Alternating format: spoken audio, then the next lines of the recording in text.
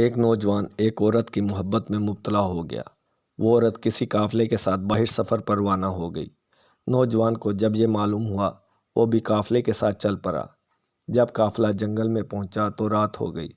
رات کو انہوں نے وہیں پڑاؤ کیا۔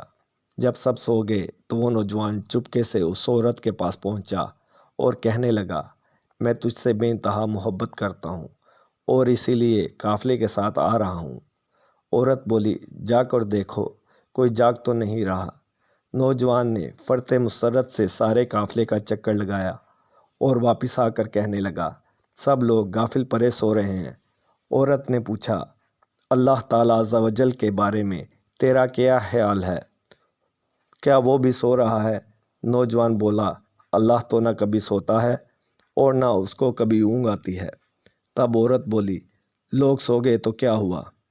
اللہ تو جاگ رہا ہے، ہمیں دیکھ رہا ہے، اس سے ڈرنا ہم پر فرض ہے۔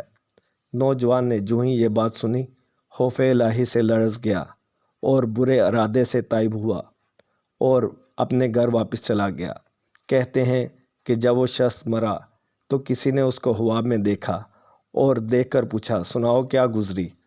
اس شخص نے جواب دیا، میں نے اللہ کے خوف سے ایک گناہ چھوڑا تھا۔ اللہ تعالیٰ عز و جل نے اس کے سبب میرے سارے گناہوں کو معاف فرما دیا۔